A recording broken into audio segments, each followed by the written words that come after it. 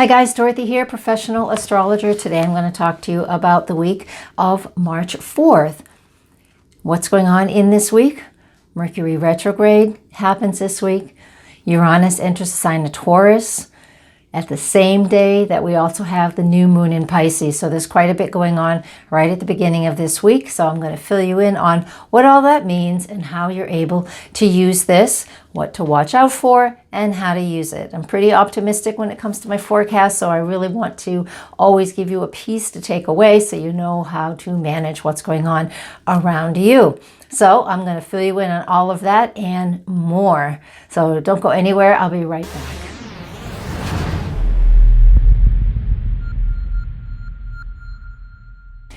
All right, welcome back. So thanks for joining me today. I'm going to get started right away on March 4th, Monday. So Monday the 4th and the 5th are the days that the moon is in its balsamic lunar phase. Now, that's the final phase out of 8 that we work with every single month. When the moon is in this sign, it is about distilling information and finalizing things. That way, when the moon becomes new, we're only taking forward into our present moment and beyond the things that are still useful and productive for us. So on Monday and Tuesday, while we're in that lunar phase, that balsamic lunar phase, remember, it is not about pushing forward and trying to gain momentum in any way at all. It is just about distilling that information or distilling whatever it is you're doing down to useful bits and pieces. Now, simultaneously, we also have Mercury stationary to retrograde. He retrogrades on the 5th at 1:19 p.m. and this is the East Coast time zone, so East Coast zone. So when Mercury does retrograde on that day, that is a day of standstill. So 24 hours on either side of the retrogrades is the day that we really feel the most stress and tension from this retrograde planet. Happens 3 times a year. The retrograde, which means 6 times a year, he's standing still. I want you to pay attention. Again, that means no forward movement. Take your time and sit still. Now, Mercury is at the final degree of Pisces in its stationary to retrograde movement. That is also incredibly significant to astrologers. The final degree of any zodiac sign is important, and we feel a sense of urgency. The absolute final degree of the zodiac creates a sense, even a more of a sense of urgency in did I miss something? All right. Now, another piece of this factor, we've got multiple factors going on with just this one thing of Mercury stationary, and where it's stationary, Mercury is not necessarily most productive in this zodiac sign of Pisces. It's in its fall here. And why is it not productive in this sign? Well, the first bit of reasons is Mercury in Gemini and Virgo. Mercury in Gemini loves to gather information. I want this fact and that fact so I can pull everything together. And then Mercury, when it's in Virgo, its other ruling sign, it wants to organize everything and put things in the proper place.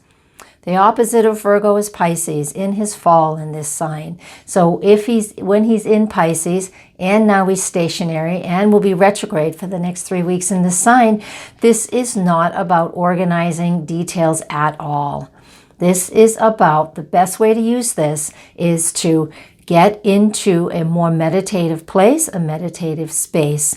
Use this energy for Pisces needs, not for the rulership needs, which is gathering information and organizing it. That's just not happening right now. Mercury retrograde in Pisces in its fall. I want you to take time to make sure you're able to spend time meditating, contemplating, and really spend, especially Monday and Tuesday in that balsamic lunar phase, to really see where things are. The big message here is don't push. There's nothing about forward movement right now. These are not good days to start new things at all. All right? Keep that in mind. That's what we have going on for Monday and Tuesday. All right, let's move on to Wednesday, March 6th. Super busy day Uranus enters the sign of Taurus. Now he does that early in the morning. Now he has been in Taurus for a brief period back in 2018. He entered Taurus May 17th, 2018 and was in that zodiac sign for a few months and went retrograded back out in November. He retrograded back into Aries. Well, now as of Wednesday, March 6th, Uranus will enter the sign of Taurus for the next 7 years. He will not move out of that sign again. What does this mean? First off, look back to May, June, November 2018. See what you were working on for your own personal wants and needs. But the overall, this is a big shift in our collective, in the global energy of what we look at astrologically. There are Uranus is that great awakener and the one who is here to create change and freedom and to get us out moving outside of our self-imposed or constructed boxes. But this energy has everything to do with our global changes, our changes in how we feed the world and how the weather patterns that we have going on and our financial institutions. Over the next 7 years, all of these will go through a big shift and a push. Now, this also has a lot to, it'll be added to by Saturn making its conjunction to Pluto and then Jupiter's conjunction to Saturn as we get to 2020. But in the meantime, this Uranus and Taurus is here to shake things up.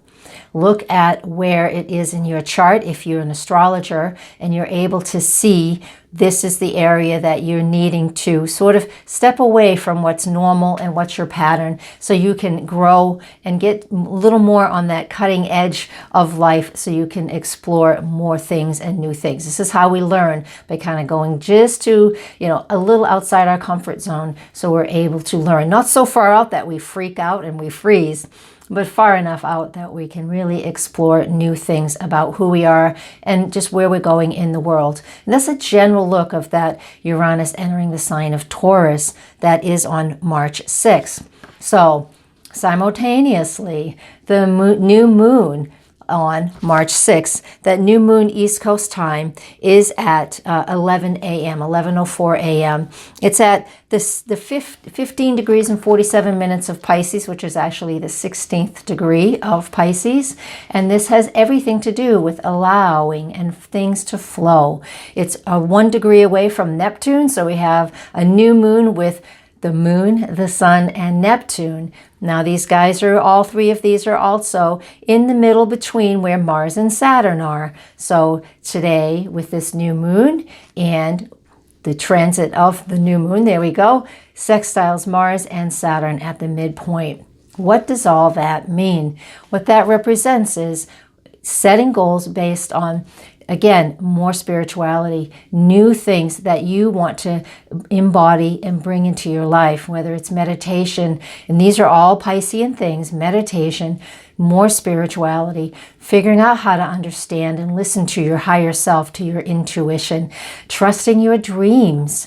And when this new moon is sextile Mars and Saturn, which means they're in a trine with each other, this is a great opportunity to really anchor in a new practice for yourself. Whatever it is that you want to do, pray, meditate, any of these things are so important for us to put into our everyday life and our everyday routines.